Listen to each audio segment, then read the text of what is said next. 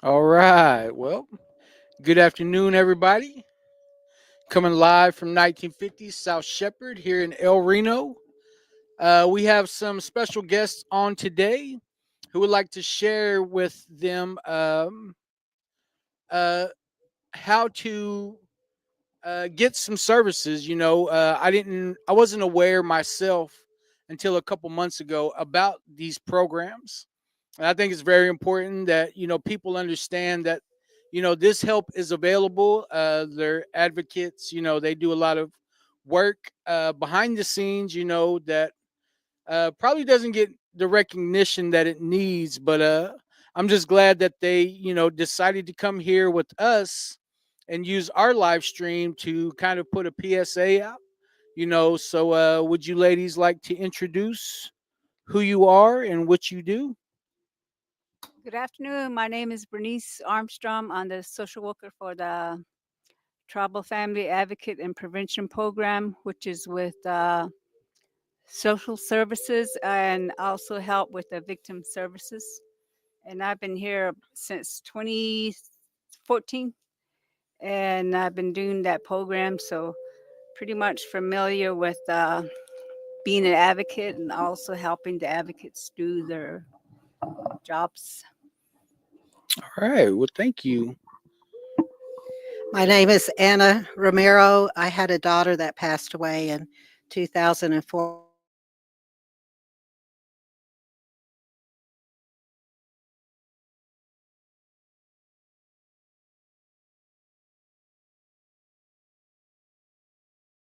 Advocacy, I volunteer, and so just helping them reach out to people, and that's how we help one another get support.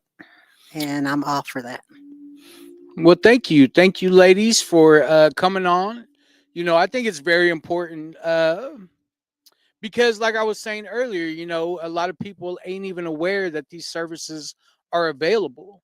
So, I'm sure there's also a stigma around, getting that kind of help, just like there is for recovery. We're always working against stigma. Would you like to explain maybe more? How does a person qualify for the services? For our services, you pretty much talk with the advocates and to do an assessment and determine your eligibility and start working with you.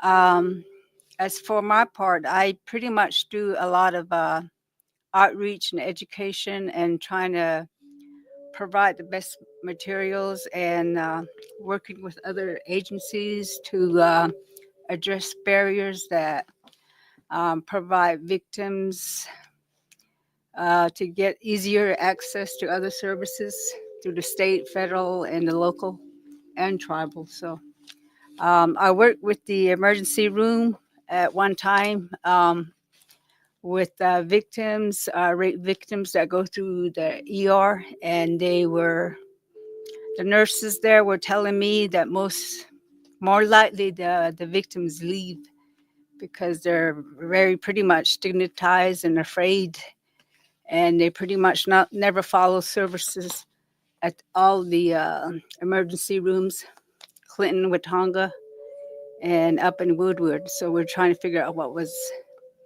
going on. It's just pretty much, I guess, the victims are scared to follow up. Mhm. So it's just the comfort of knowing that their information is confidential and that their uh, needs are going to be met is just an information that they need, and that's all they need to report is that they need services, and they can contact the advocates at the victim services. I think they were on a while back through your podcast. Oh yeah. Mhm. So, is there like a phone number that you're able to share with, uh, or is it just through social services that? The victim services does have a phone number there. I think it's I over there. I think we'll put it in the comments too. We can put it in the comments. Mhm. Well, like you were saying, the stigma surrounding, these types of things that are going on in our communities. I, from my understanding, that's how MMIP came about. That's how all these different issues, it's kind of like our Indian people are trying to take a stand now. We're trying to create this awareness of what's going on in not just all through Indian country. I think it was just almost like it was, I don't know, I guess you could say, it just became normal. And a lot of these things were just overlooked, as just thinking, I'm in recovery, right? So it was just understood that if you're on drugs and alcohol, then those are just the things that happen. But I don't. To me, it's hard for me to say that this is just what happens. Like it's something that I'm glad we have MMIP.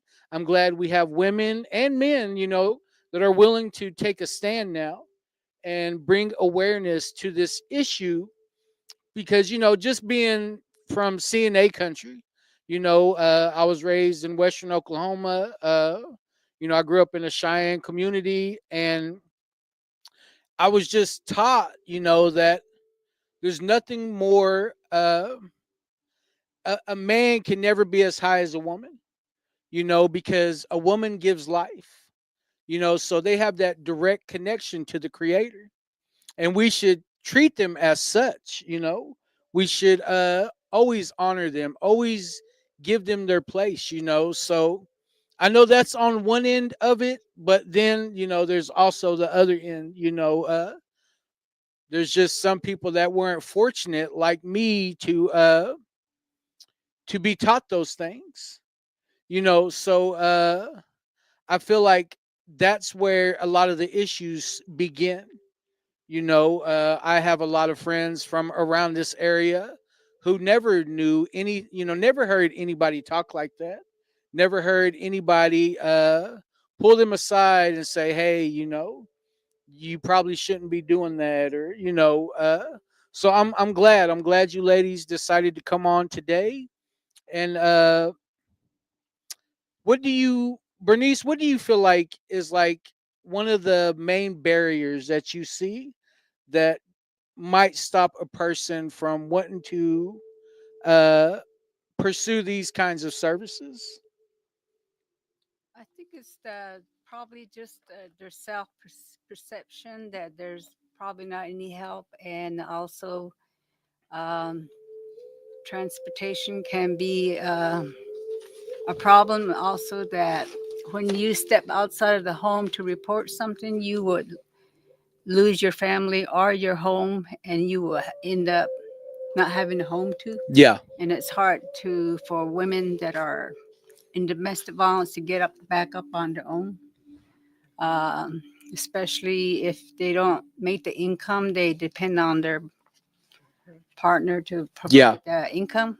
So it's kind of hard to do. I know a lot of women that have had to go back, and I think one of the things that people talk about is why do women go back? yeah, And it's because they have had to do without. They had to do without home. They had to depend on someone else to feed them or their kids. So just knowing that, I think, kind of deters people from coming in for services.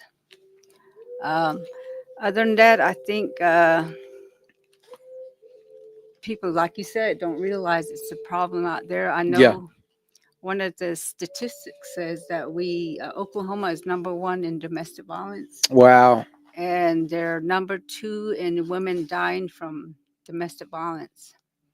So it is a big problem. It's just kind of hard for, if it were me, I'd be kind of hesitant to step out, mainly because I would not know where to go, who to turn to, or who would provide all those basic needs that we take for granted. Yeah, Uh, I wrote a victim of crimes grant back about 4 years ago, and it was to help services to me to be more accessible, to have more where that we could help women get on their feet and house them for a few days till they get on their feet.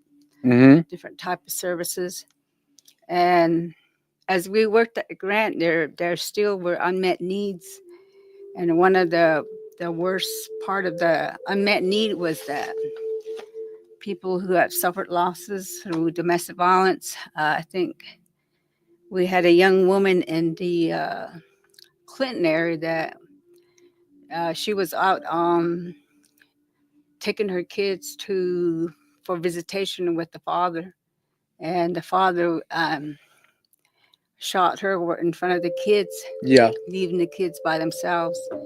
And I know the family of that young woman and the children are suffering still from the loss of their daughter and their mother. So Yeah.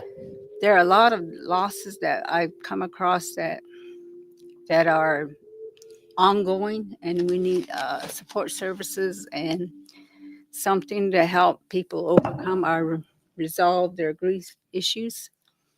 So that's why I invited Anna to participate, Yes. and she is in a unique situation where she's familiar with support groups because of the problems she had, or she'll probably explain that. And we also were going to have another woman from Oklahoma City that is providing support groups, and it was for victims that died from gun violence. Mm-hmm. Uh, any survivors of gun violence, domestic violence,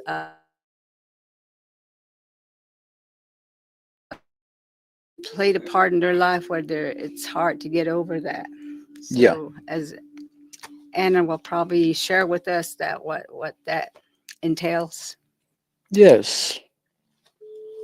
Um, it's. I don't think it's a coincidence that you brought up the young lady from Clinton. I knew her. Um, she actually helped me out one time. I got shot in the eye at her house. I was friends with her little brother, and she took me. She's the one that took me to the hospital to get help. So she's always had like a special place in my heart for what she did for me. Because at the time, I remember being scared and I was wanting to go run and hide, and she grabbed me and like made me go to the hospital. If I would have took off running, I probably would have bled out or something. So I don't think it's a coincidence that you bring her up because it's those types of things that are tough to talk about that you know uh, we need to normalize. We need to help more people understand like the statistics that you brought up. I never knew that until now. And I once I think about it, like it's just so a normal of a thing, around our communities that I'm glad that we get to do this now. I'm very happy that you ladies are willing to take a stand, and hopefully we can see some change soon. At least bring awareness to what's going on. Um, so, like I was saying, I don't think it's a coincidence that you brought her up, and I knew exactly who you were talking about as soon as you said it.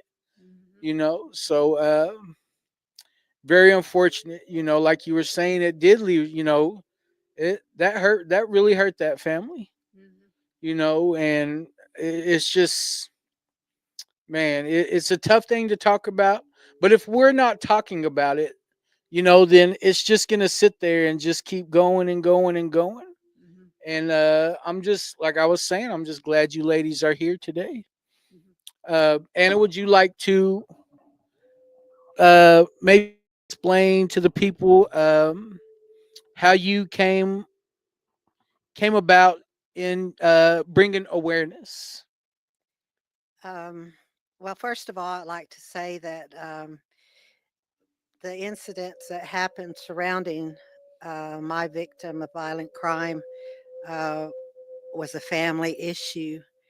And that in itself entails so much tragedy involved in it. It's very traumatic for all of those involved. And being able to keep families together sometimes is traumatic. Um, it's something that you want to encourage support of together and heal together. I believe in 2016, when I first did a public service announcement for the domestic violence program, I talked about closure and doing something to help you come to that closure, but you never get real closure. It goes on and on as a mother, as a aunt or grandmother, or those that are in the families of those who have been killed in this way. It's a tragic thing. It's traumatic for everyone. And as I was talking to you earlier, I remember saying that we it doesn't stop when our family member uh, all of the things that we do after one is killed, and it's funeral and thinking that that ends. It doesn't end there for victims of violent crimes. It goes on. Mine went on for almost 2 more years. And hoping that those people that do these things also receive the rehabilitation. Mm. For me was a thing that I went through, not only for healing from that is, where do you go to put that in perspective as a family and forgiving that person and saying it's, I'll never forget. Yeah. I can forgive, but I will never forget. And knowing that that person will one day come out and be part of society again, um, praying that they will be rehabilitated and be able to be in these communities again. And as a Cheyenne woman myself, I know that that's very important in our culture to be able to um, heal and know how to heal and to go around those that um, may persecute at times. It seems like a persecution, Hmm. but you learn to forgive those too because they're having their own issues with it. Um, this young man happened to be my nephew, and um, knowing that you don't love doesn't stop. true true Yeah. love in a family and caring for one another does not end there.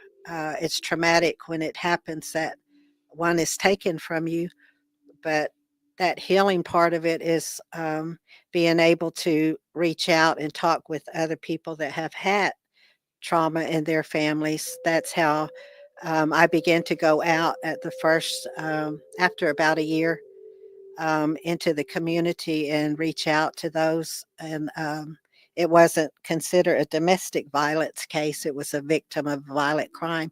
And I'm a survivor of that. So there are survivors' families out there that are trying to figure ways of how to deal with what happened to them. And it's not only on a level of family support, it's also legislation. It's, county, tribal, county, state, and national levels that go into those programs and reaching out to as many as you can. Even though Bernice's domestic violence and mine wasn't classified as domestic violence, there's those that suicide, like she says with our friend Sarah Burdine. Um, Hers is suicide and homicide. Then we have MMIP, and we have so many areas that these things touch. And being able to speak out about it and encourage others to do that is one of the things that I wanted to do. Only because I went through it, and I want those that are healing from this to know that there are programs out there, there's resources out there. And I myself will attend those, and I volunteered with Bernice for a while. And I would bring pamphlets and resources and give those out to those that were going through things and just behind the scenes, um, be able to know who to contact. And I made it my mission to do that. I would find out who was in charge of programs to be able to give me literature and just hand it to someone and let them read it and let them go from there. That's one thing to me that is very important, getting that out there to the communities. And our tribe does a really good um, thing for ours, but we need more. Yeah, we need a group. Yeah. You know, we really need a group support to be able to get in touch with people. And sometimes it's not even talking or directing them or guiding them, it's just listening and having an ear for that and comforting in a way that's important um, for people that have lost, like I have, a family member in so many ways, and helping them to put that into a healing type. And I enjoy doing that, and knowing that I can help someone.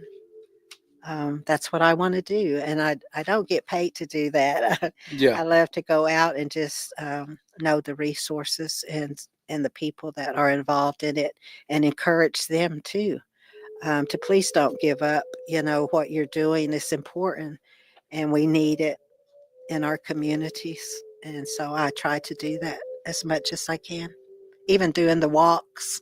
We have a MMIP walk every year out at Concho, and just participating in those things, not really having to speak, or just knowing that all those families there know what you're going through. We know what they're going through, and it's important to get it out there in Mhm. our communities. Yeah, I've been trying to do stuff to remember all the victims and honor victims at different events. And like I said, I mentioned the grant earlier. When I wrote the grant, I had these people in mind. That's a grandma from Hammond, and she's the one you mentioned. Mm-hmm. And this is the other one from Gary, a young Mm-hmm. teenager, and this is the Yeah. little lady from child from here in El Reno. There was a victim of a child abuse, and she died as a result. Mm. So one of the things that we wrote in the grant was to purchase two teepees and use it as an innovative method to help the families of these victims or other victims to take use of it, to have a meeting, to have a prayer meeting, to have a Native American church ceremony, whatever they is within their tradition and Yeah. beliefs, to have use of that. And they have to be, in order to use it, they pretty much have to have some sort of involvement with domestic violence that happened in their life. Um, like with Anna, her situation.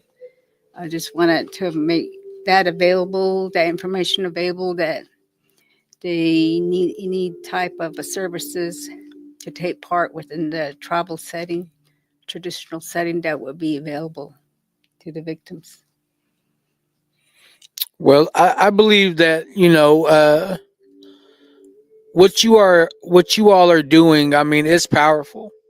But I also see, as you pulled out these pictures, and I know the majority of the people that were the victims of these. It's just seems like um like if you had your way, like what's some of the goals that you're trying to work towards to bring more awareness to these types of issues? I think just being aware of, like with Heather, Yeah. if we had known that was happening, to keep an extra eye for it, keep an eye on her, I think that would have been avoided. And as for, I think for the missing, the same thing, to watch out for each other Yeah. and watch out for our kids and keep them safe and kind of tell them, hey, please don't be by yourself and Mm-hmm. learn how to take care of yourself and be safe. Definitely. That type of education. Um, just for everybody to be on watch because we're not in a safe world these days. Yeah. I when with the teenager from Gary, that was my first friend that I had ever lost. To this, it wasn't MMIP back then, but I mean, it definitely got my attention about what's going on. And I want to say that's still unsolved. What happened over there. So it's always like been in the back of my mind, Yes. like thinking walking around. Like that person, nobody knows, except that person or people or whatever happened. You know, uh, I just know that that was the first time that I ever experienced having to go through that. And I remember it tore that community up. Like I remember going to the funeral and the wake and, trying to be there for, the sisters. And it was a lot, it was a lot. So I'm glad to see that it's, that there is something that people are trying to do about that today. Mhm. You know, we here at Tour on Monday nights, we do offer, it's called Mending Broken Hearts. It's a 12-step meeting, but it's more or less a talking circle, and they talk about grief. That is the purpose of the talking circle. And I get the most out of that group.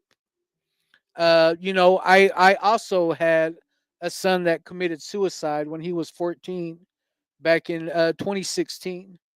So I understand, when you were saying that this thing keeps on going. You know, so I also want to put that out there that here at our office in 1950 South Shepherd, we do have a talking circle that deals with grief, and it's through the White Bison curriculum. Like I was saying, I get the most out of that meeting because I didn't realize that is where a lot of my substance use came from. Was not having the tools that I needed to deal with it. So I love the fact that you all are trying to find a way for people to do this in a healthy way. Because I know I just I didn't understand that, and I completely went the wrong way. And but what else do you feel like do you know if there's like if there are like local groups like maybe in the metro area, or is there like a place that people can go to find these types of groups, or how would we get something like that in our community? I guess what we're trying to do now is using Sarah Burdine to come and talk to us Okay. how to set it up. I'm pretty sure she knows the in and out of getting a grant or money funding for that. And the other part to support groups, it's really, I think we had a call from a counselor out from Texas counseling a severe domestic violence case in Clinton. And she couldn't do the state line counseling. She needed someone there for the woman to get intensive counseling. Mm-hmm. But the thing they were asking for was a Native American. counselor that is licensed so that they could take over. It's that kind of a thing that missing, that we need more Native American counselors that Yes. are really in tune to what we do and how we are. That type of I think we need to somehow make uh, an effort to locate those services. Um, Yeah, I like to say too that you can also reach out to your county's district attorney's offices. They were a big help to me because I had a case. They led me to resources of being able to, and see, this is the thing. It's not just our tribal. It goes whether you're red, black, yellow, white. Mm-hmm. We all touch one another and through these advocates, and we're all in this thing, and we need to share those resources. And so don't be afraid to reach out to like the district attorney's office. They have a liaison there that will put you in touch with other communities and statewide things they do. Um, that's how I got involved. But that I had a case too, ongoing case, and she was a big help. She's since retired. Her name was Miss Baker with the Canadian County. And then you have the county domestic violence in town as well. But like Bernice said, a lot of these women, you're not only trying to take care of your families when there's a split like that. You're trying to get yourself right. You're trying to get yourself, in somewhere where you can take care of your family in the situation, traumatic thing you're going through. And it's not just women; it's men too. We have men out there that are single parenting, doing these things, trying to figure out how to be a mother and a father. Mm-hmm. So, it's not just geared to women, it's geared to all facets of the family and what needs to be done in it. And parenting classes, um, come, if they can reach them while they're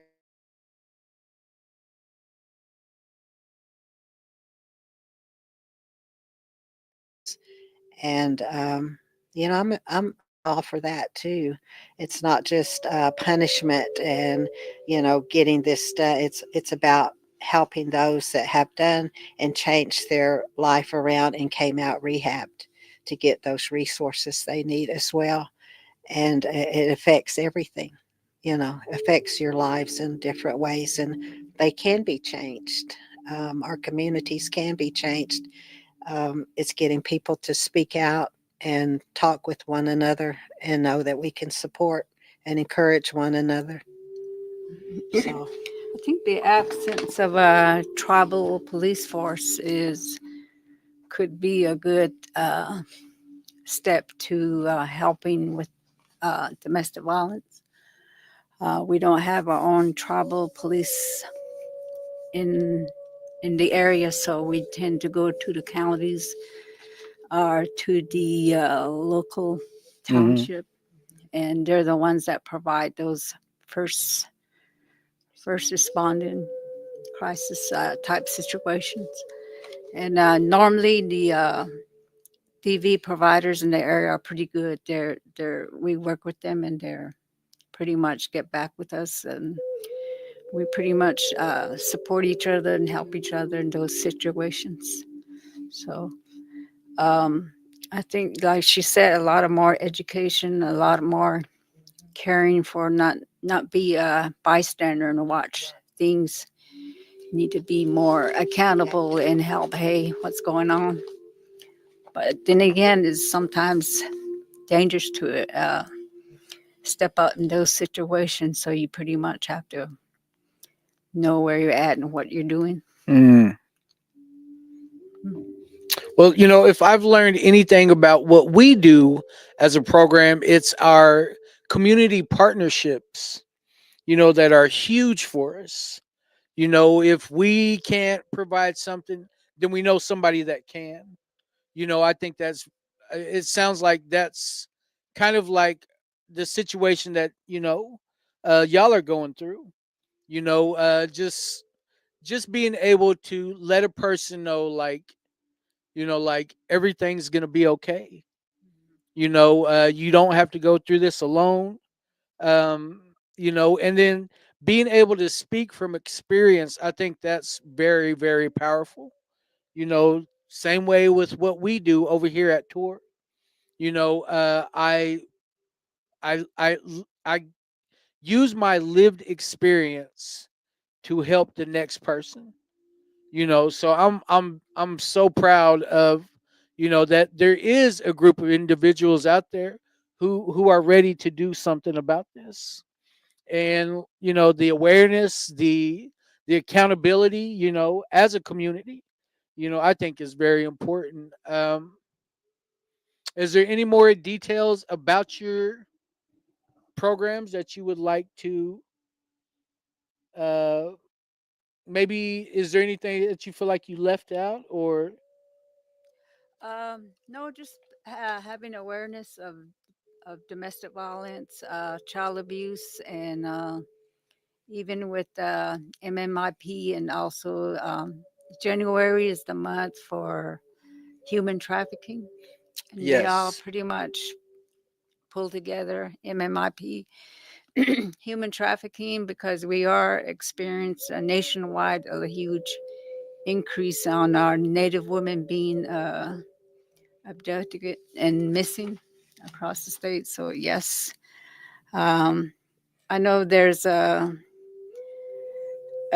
pretty good story that's circulating for the past 5 years, and it's on they call the victim E.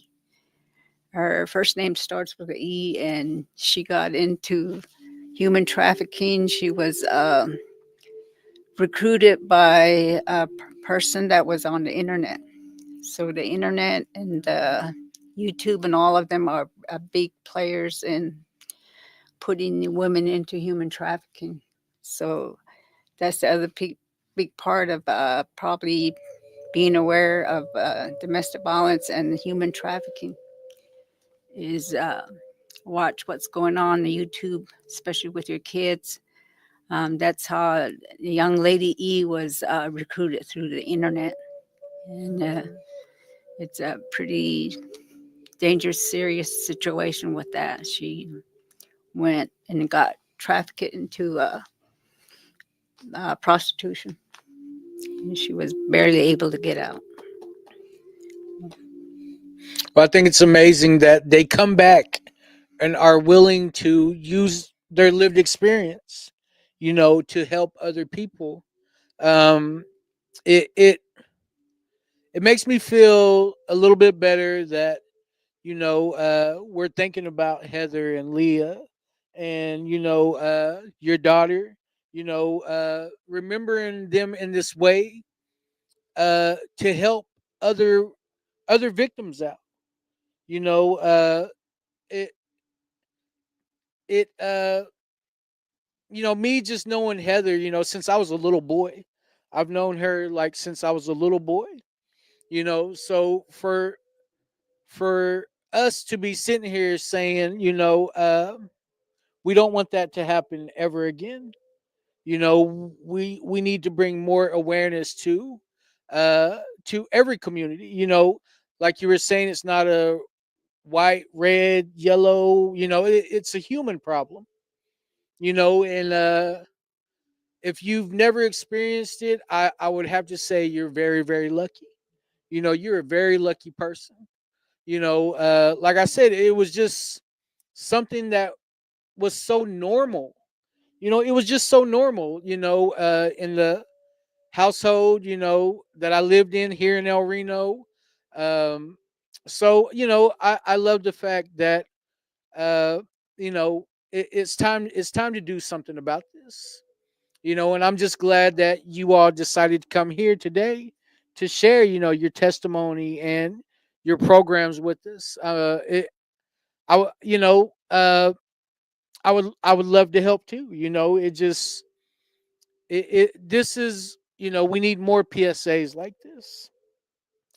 So, is there anything else you would like to share with the with the audience? I would like to say thank you to your program. Just what you've told me about it. I know there's a lot of programs going on within the tribe. Um, a lot of the addiction that we have going on, that was one of the things with our case was that people came and told me later, if we had known that this person was, the Hmm. way he was, and maybe that might we could have prevented that. Um, just educating the community to make better choices and to know that your programs are out there is a good way to Hmm. begin that. And I thank you for those because we need that. We need education out there Hmm. and we need the support. And hopefully, we'll get more programs like yours. Thank It's a you. good Well, thing. thank you. Yeah, yeah, Thank I you. appreciate. I want to ditto that. Thank you too. It's you guys do a great job with mental health and substance abuse. And with our women, it's domestic violence, mental health, and substance abuse. And it's hard to get a even try to get some balance in your life when you have all three Yes. going on. So we appreciate, like you said, our partnerships and our supporting each other is pretty much a needed force. Definitely. Well, thank you again, ladies, for coming on. We appreciate you trusting us with your message. To me, that means a whole lot to me. That you all would trust us with our audience. We have a pretty, we have a pretty big audience. And they a lot of them interact with this. So, a lot of people. This message is going to help a lot of people. So I just want to say thank you. Can't wait till we can have. You're always welcome to come back. If there's just something you want to that you feel like you got to get off your chest or something. I mean, we don't mind. As you see, we're just ready to go over here. So Mhm. we appreciate your time. We appreciate your effort. I just want to say thank you for all the work that you do. Um, that's the thing about the kind of work about you may just be planting seeds everywhere, and just that alone is, I feel like, a blessing. So once again, I just want to say thank you for what you ladies are doing, and I believe with that we should be good. Mhm. So All right. Thank you. thank you ladies. We will see you all Friday morning.